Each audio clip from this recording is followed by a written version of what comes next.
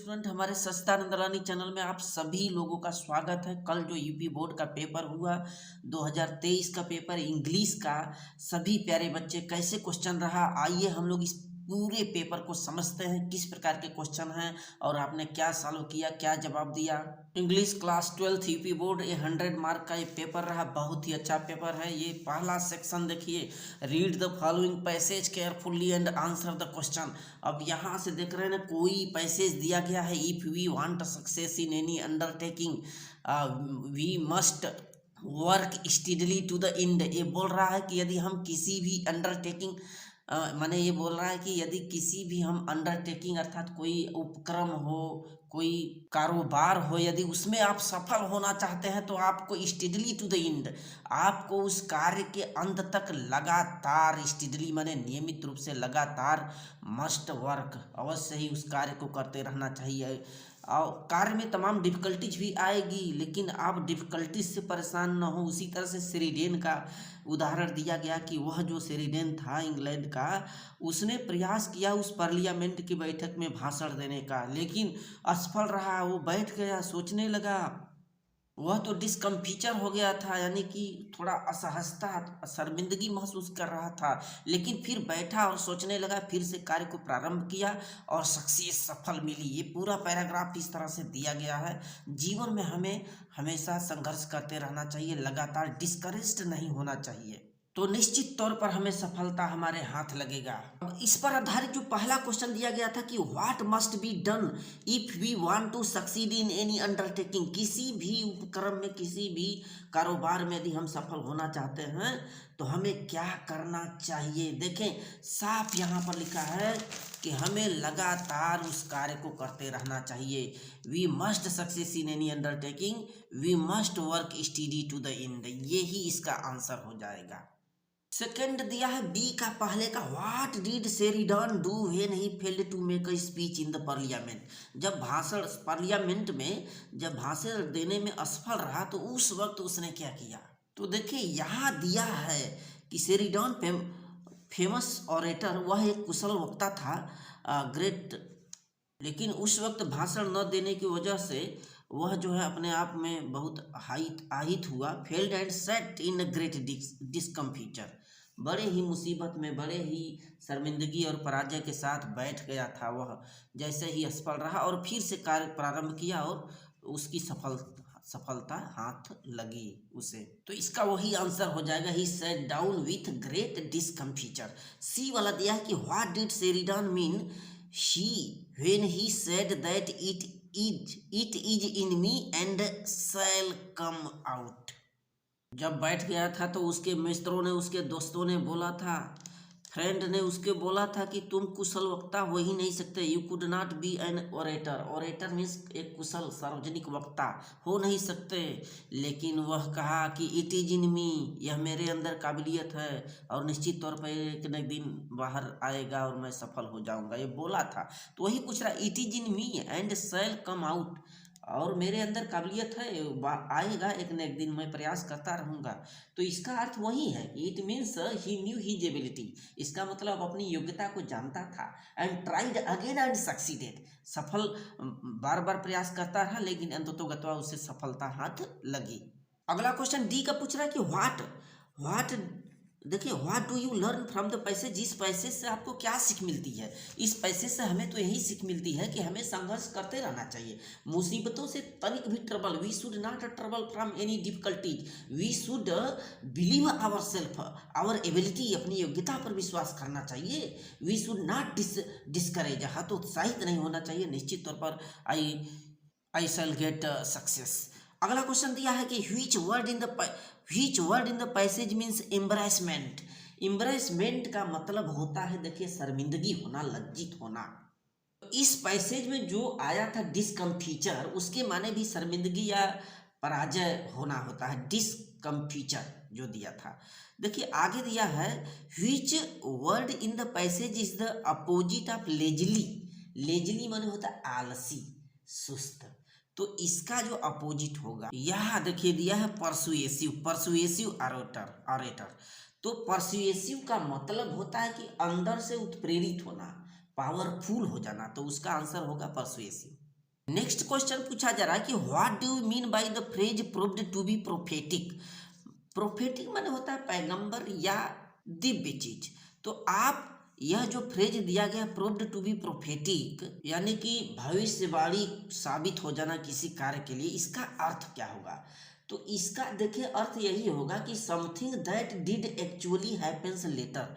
कुछ ऐसी चीजें जो कि वास्तव में आगे चलकर हो जाती हैं उसको बोलते हैं प्रूव्ड टू बी प्रोफेटिक, अर्थात something that did actually happen later.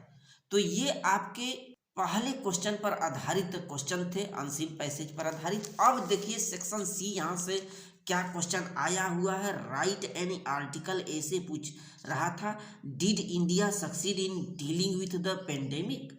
क्या ये जो पेंडेमिक काल रहा, महामारी फैली थी कोरोना का, तो उसमें क्या भारत सफल रहा? इस पर आपको जो प्रोग्राम हुआ था पूरा आप जानते हैं, बना बना करके लिखना था। दूसरा, role of women in modern India, आधुनिक भारत में स्त्रियों का जो रोल है, महत्व है, आपको इस पर लिखना था।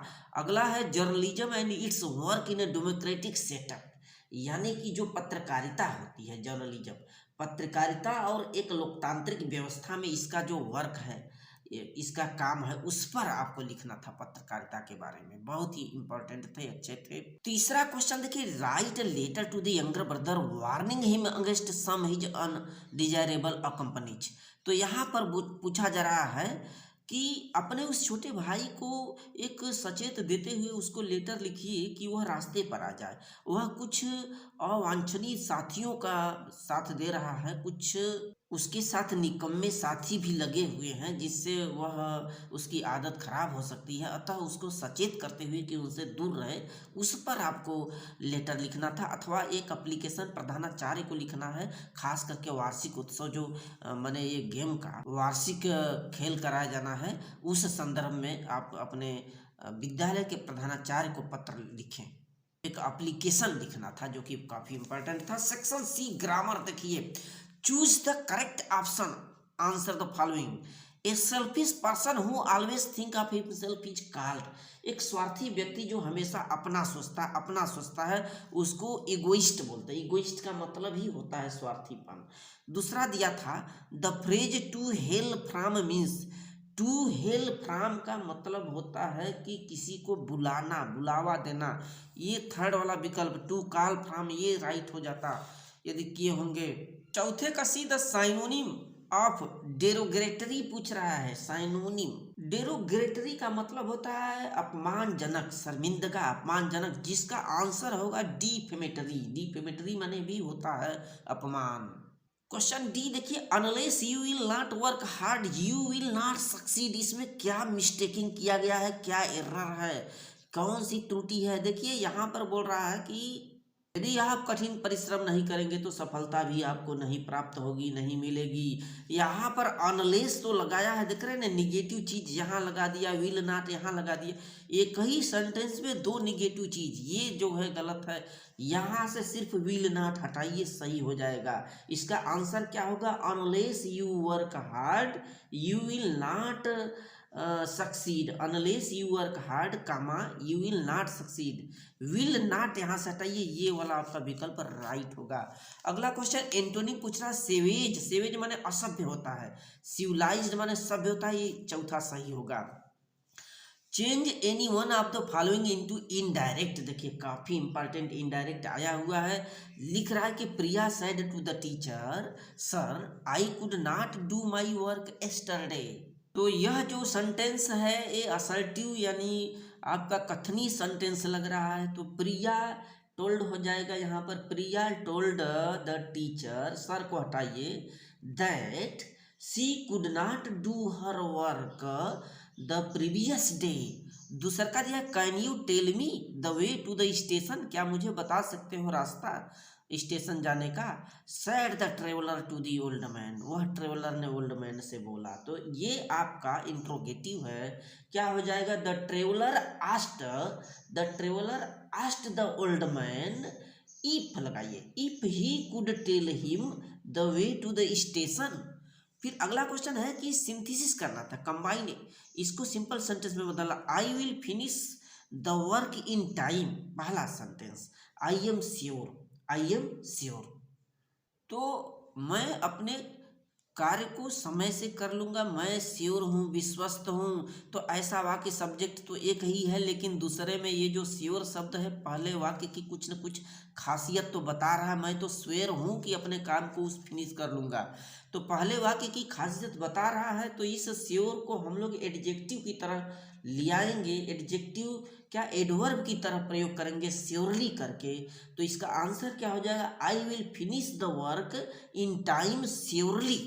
अगला दिया है, some people die for a noble cause, they are honoured by everyone, सभी के द्वारा सम्मानित किए जाते हैं। तो इसको कॉम्प्लेक्स सेंटेंस में बदलना था, तो कॉम्प्लेक्स में बदलने के लिए यहाँ से हम लोग हूँ लगा करके जोड़ेंगे। तो इसका क्या हो जाएगा कि पीपुल, पहले पीपुल लिखेंगे, पीपुल फिर कामा लगाइए, people who die for some noble cause, people who die for some noble cause are honoured by every one हो जाएगा। अगला देखिए, ट्रांसफॉर्मेशन करना था, इसको कंपैरेटिव डिग्री में बदलना है। Kolkata is the biggest city in India, ये सुपरलेटिव डिग्री दिया है। तो जब आप कंपैरेटिव में चेंज करेंगे तो क्या हो जाएगा, Kolkata is bigger than any other city in India. अगला क्या होगा, no sooner did the train stop than I got down, इसको अफर्मेटिव में बदलना था। तो ये नेगेटिव में दिया है, इसको अफर्मेटिव में बदलना है, तो नेगेटिव शब्द हटाइए। तो यहाँ क्या हो जाएगा, इसके लिए नो सुनर को काटिए, एज सुन एज लगाइए, as soon as the train stopped, comma लगाइए, आई गॉट डाउन, मैं नीचे उतर गया। ठीक है, फिर अगला देखिए, यहाँ से करेक्शन करने के लिए आया है, correct the following sentence, his request of leave was not granted, छुट्टी के लिए उसका जो रिक्वेस्ट था, प्रार्थना था, अनुरोध था, स्वीकार नहीं किया गया या प्रदान नहीं किया गया था। तो यहाँ पर आप लिखा, आपको काटिए, फार लगाइए, यही सही होगा। His request for leave was not granted. Second दिया है कि these news have disturb the peace of my mind, मेरे मस्तिष्क की, जो मेरे मन की शांति थी उसको भंग कर दिया ये समाचार। तो जब भी न्यूज शब्द आता है उसके बाद न्यूज हमेशा सिंगुलर की तरह यूज होता है। यहाँ हैव जो लगाया, यहाँ हैज होना चाहिए था। These news has disturb the peace of my mind. अगला क्वेश्चन देखिए, यहाँ पर होमोफोन्स दिया है, लिखा है स्टेयर, स्टेयर, स्टेयर मीन्स होता है सीढ़ी, और जबकि स्टेयर, स्टेयर माने होता है किसी को टकटकी लगाकर घूरना, देखना। तो ये होना चाहिए था, स्टेयर का आप वाक्य प्रयोग बनाते कि the stairs of this building are strong, इस भवन की जो मंजिलें हैं मजबूत हैं, सीढ़ियाँ हैं मजबूत हैं। दूसरा स्टेयर करते कि व्हाई आर यू स्टेयरिंग मी, तुम मुझे घूर क्यों रहे हो। दूसरा का दिया था डिसेंट, DESCENT, डिसेंट माने उतार होता है, पहाड़ियों का जो ढलान होता है। तो इसमें आप लिख देते कि some hills have very sharp descents, कुछ पहाड़ियाँ बहुत ही ढलानी होती हैं। अगला दिया है डिसेंट, DISSENT, डिसेंट माने होता है असहमति या मतभेद। तो इसका हो जाता है कि on this particular point I decent from you, मैं तुमसे असहमत हूँ इस संदर्भ में। नेक्स्ट देखिए, ट्रांसलेशन आया हुआ है, एक बार एक चोर घर में घुस गया। Once a thief entered in the house, उसे आंगन में एक कुत्ता मिला जो बड़ा स्वामी भक्त था। पास्ट टेंस दिया है, पास्ट इंडेफिनिट टेंस। उसे आंगन में एक कुत्ता मिला, and he found a dog in the courtyard who was a great devotee, जो बड़ा ही स्वामी भक्त था। कुत्ते को चुप करने के लिए चोर ने गोश्त का एक टुकड़ा उसकी ओर फेंका। देखें, कुत्ते को चुप करने के लिए, to silence the dog the thief threw a piece of meat at it. यह देखकर कुत्ते ने चोर से कहा, सीइंग दिस द डॉग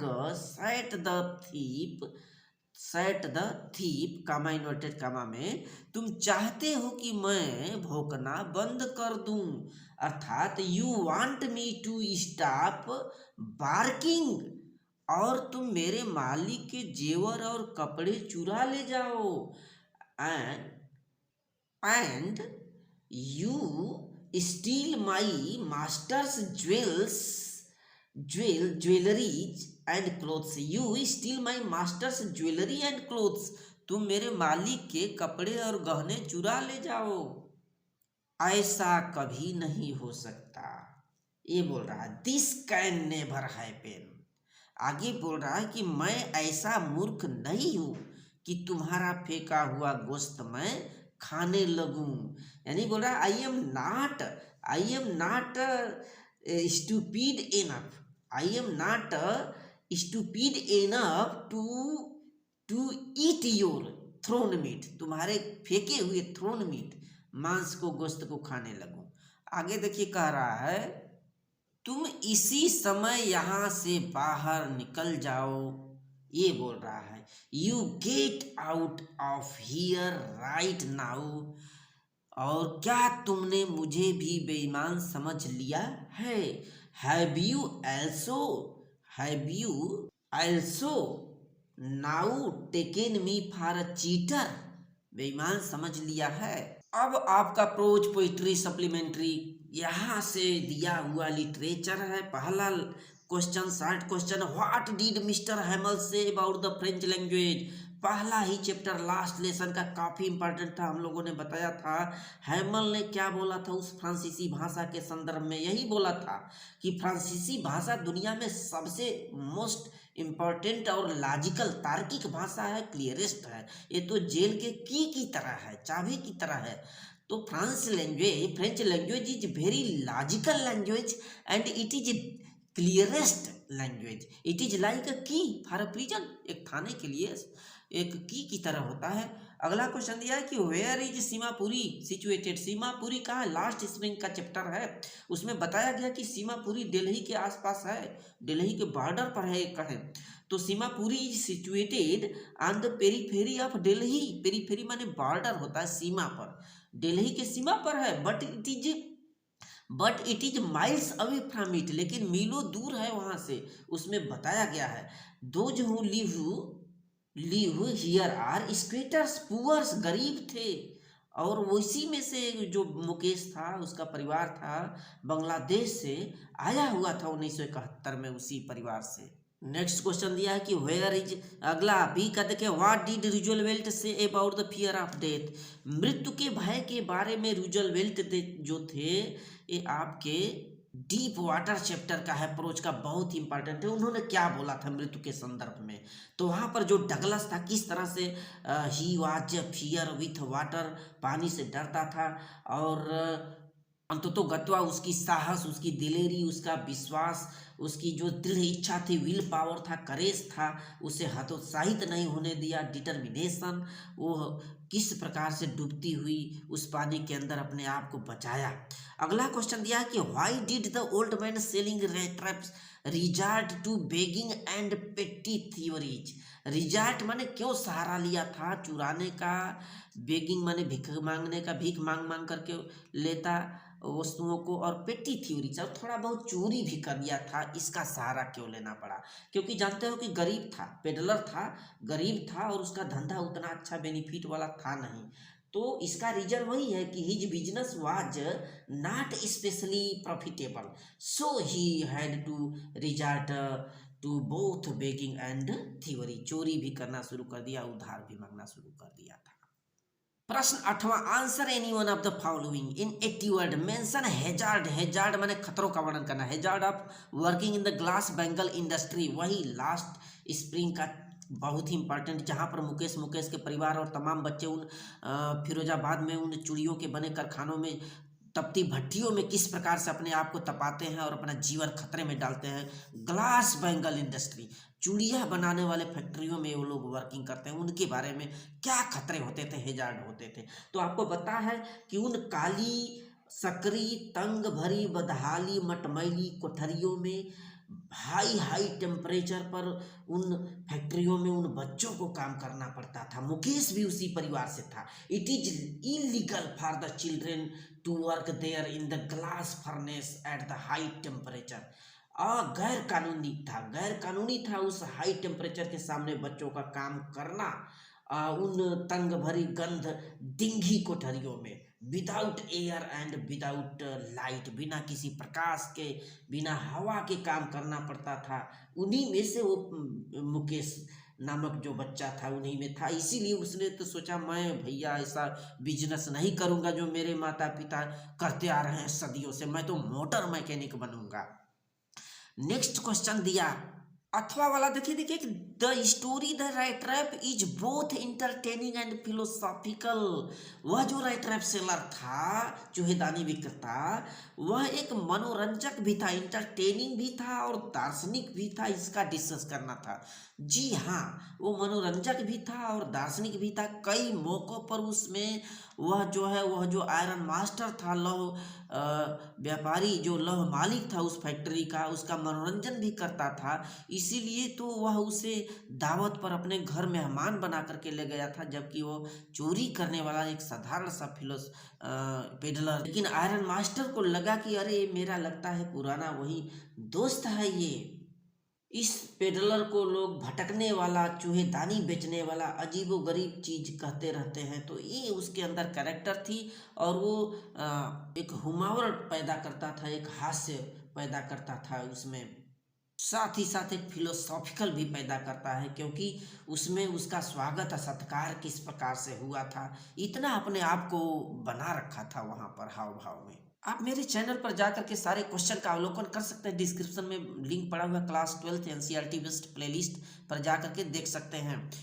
अगला क्वेश्चन है, read the following extract carefully and answer the questions. यहाँ पर देखिए, यहाँ पे fisherman in the cold sea would not harm whales, keep quiet poem से लिया गया है। पूछ रहा है कि इसमें कह रहा है कि थोड़ी देर के लिए, थोड़ी सेकंड के लिए सब लोग शांत रहें, खामोश रहें। जो फिशरमैन मछुआरे हैं उन ठंडे समुद्र में मछलियों को पकड़ना बंद कर दें, नमक को बटोरना बंद कर दें, ताकि उनकी जो हथेलियाँ है उन पर ये क्षति न हो किसी प्रकार का, और मछलियाँ किसी प्रकार का हार्म न पहुँचाए उन्हें, शांत रहें। इस तरह से साल्ट गैदरिंग करना रुक जाए। What would the fisherman not to do, माने क्या नहीं करना चाहिए उस फिशरमैन को, यही कि वो जो मछलियों को पकड़ने का प्रयास कर रहा है, साल्ट के बटोरने का, वह बंद कर दे। ठीक है, the fisherman would not be catching the fishes and harm by whales, harm to health माने मछलियों को भी नुकसान न करे, ऐसा बोला जा रहा है। दूसरा, what would the man gathering salt to, वह आदमी जो साल्ट बटोर रहा था वह क्या करेगा, वही अपने उन हथेलियों को देखेगा, हर्ट हैंड्स को देखेगा। तो इसका आंसर है, the man gathering salt would look at his hurt hands.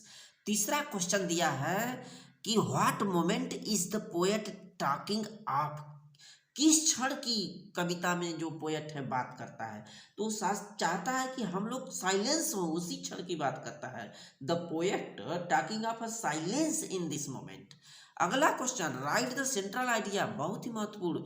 N elementary school, a thing of beauty, aunt Jennifer tiger, बहुत इंपॉर्टेंट। तीनों हमने कवर किया, चैनल पर बताया गया था कि ये तीनों इंपॉर्टेंट है, आ सकते हैं। 11वां, answer the following question in 40 word. What was the birthday gift that Maharaja stopped in a toy shop, that Maharaja spotted लिखा है इन अ टॉय शॉप। उस खिलौने की दुकान में अपने बर्थडे गिफ्ट, अपने पुत्र के बर्थडे गिफ्ट के लिए जो किंग थे, टाइगर किंग, उन्होंने कौन सा गिफ्ट खरीदा था। तो आपको पता है कि वुडन टाइगर खरीदा था लकड़ी का। तो महाराजा स्पॉटेड, महाराजा ने पहचान किया उस वुडन टाइगर का, the wooden tiger at the birthday gift for his child. दूसरा क्वेश्चन है, हु इज मिस्टर लैम्ब, बहुत इंपॉर्टेंट। मिस्टर लैम्ब जो था, लैम्बी लैम्ब जिसको कहा जाता था, he was an old man, he was disabled, वो अपंग व्यक्ति था, बूढ़ा व्यक्ति था, with an artificial leg made by tin, और उसकी जो पैर थी, एक पैर वो बनावटी था, विस्फोट में तो खो दिया था, टीन का बना हुआ। और दुर्भाग्य से डेरी उसके उस बगीचे में घूमता फिरता लड़कता चला आया था अपने आप को छुपाने के लिए। Derry accidentally entered in his garden for to hide himself. जानते हैं तेजाब से उसका चेहरा जल गया था, लोग चिढ़ा रहे थे, उसी से छुपते छुपाने के लिए उसके बगीचे में चला आया था। वाई वुड, अगला क्वेश्चन है बी का, why would none of the other little creature like to play with Roger skunk. जो रोजर स्कंकक था उसके साथ अन्य प्राणी क्यों नहीं आखिर उसको पसंद करते थे, उसके साथ प्ले माने खेलते थे। जानते हैं रोजर स्कंक का बहुत ही बदबू स्मेल था, bad, he had a bad smell, सभी भागते थे। इसी वजह से जो है कि वह अन्य क्रीचर से, प्राणियों के साथ दूर रहा करता था और अपने उस बैड स्मेल को जो है जादूगर के पास जा करके दूर किया था।